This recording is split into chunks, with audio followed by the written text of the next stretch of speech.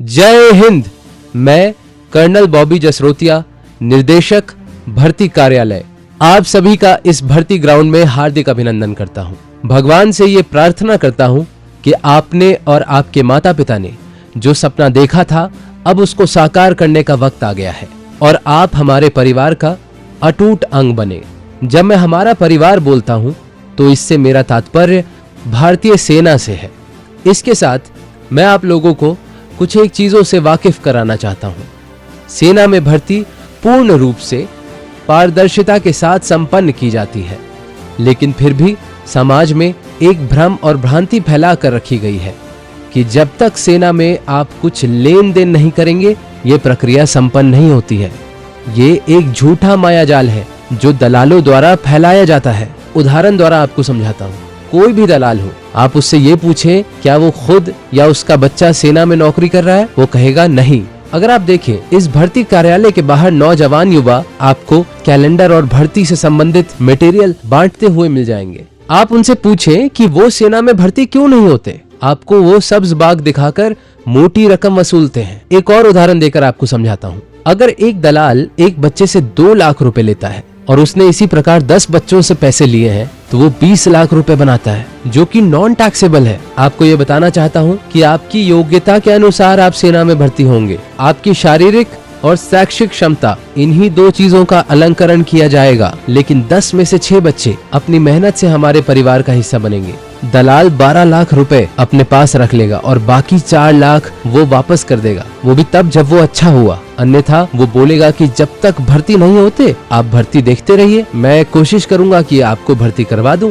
ये एक बहुत बड़ा झूठ है जो आप लोगों से बोला जा रहा है और समाज में अभी यही चल रहा है। आप देखें कि वो दलाल स्कॉर्पियो से घूम रहा है, उसका बेटा बुलेट चला रहा है, वो पटना से दिल्ली हवाई जहाज से जा रहा है और आप रेलगाड़ी में धक्के खा रहे हैं। मेरा अनुरोध है कि अपने माता पिता की कमाई इन असामाजिक तत्वों को ना दें। उन पैसों का सही इस्तेमाल करें। अपनी बहन की शादी में लगाएं, अपने भाई की पढ़ाई में लगाएं, अपने प्यारे घर जो हर बार बाढ़ की लपेट में आ जाता है, उसको अच्छा करने में, उसको सही से बनाने में इस्तेमाल करें। इसी के साथ एक और चीज बताना चाहता हूँ कि अगर मैं या मेरा कोई भी स्टाफ मेंबर जो भर्ती कार्यालय में कार्यरत है आपसे इस प्रकार की कोई भी मांग करता है, तो आप मेरा वीडियो बनाइए, हमारे खिलाफ पुख्ता सबूत लीजिए और हमारे उच्च अधिकारियों को वो दे दीजिए।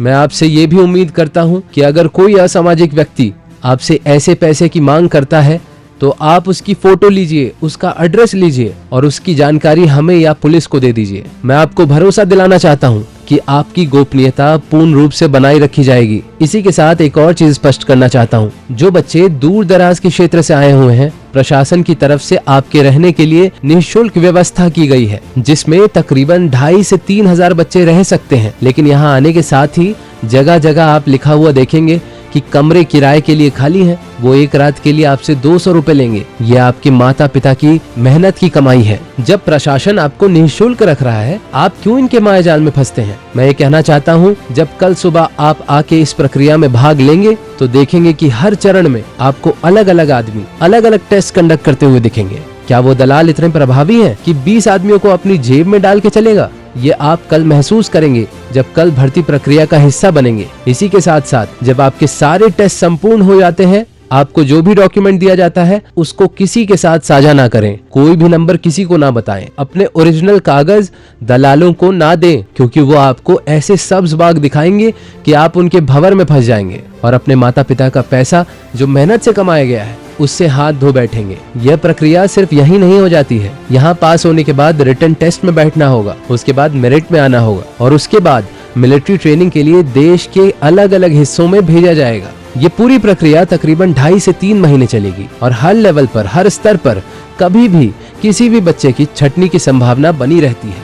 मैं एक और बात बताना चाहता हूँ, कोई भी बच्चा जाली या डुप्लीकेट सर्टिफिकेट लेकर अंदर ना आए। अभी वो सिस्टम को किसी तरह धोखा देने में कामयाब हो जाएगा, लेकिन जैसा मैंने बताया कि आपके डॉक्यूमेंट्स की गहराई से छानबीन की जाएगी। तो अगर कोई व्यक्ति हमारी नजर में आता है और वो मेडिकल क्लियर कर जाता है, तो फिर भी उसको आगे भेजने से रोका जा सकता है। इसी के साथ मैं और मेरे स्टाफ ये उम्मीद करते हैं कि आप एक सच्चे नागरिक और अच्छा सैनिक बनने के जो भी आपके अंदर गुण हैं, उसके साथ हमारे कार्यालय में आए, अपने परिश्रम का लोहा मनवाएं और अपने सपने को संपूर्ण करें और खुशी खुशी मेडिकल स्लिप लेकर जाएं और उसके बाद फिट होकर सीए की तैयारी करें। क्या मैं आपसे ये उम्मीद कर सकता हूं कि आप मुझे ये प्रण देंगे कि आप भारतीय सेना की छवि को बनाए रखने के लिए किसी भी दलाल को पैसे नहीं देंगे? और हमारे इस प्रयोग में, हमारे इस भर्ती प्रक्रिया के दौरान हमने एक संकल्प लिया है, पारदर्शिता को बनाए रखने के लिए उसमें हमारा सहयोग करेंगे। मुझे भरोसा ही नहीं, पूर्ण विश्वास है कि भविष्य के सैनिक समाज की इस बुराई को जड़ से मिटाने में मेरा और मेरे स्टाफ का साथ देंगे। जय हिंद।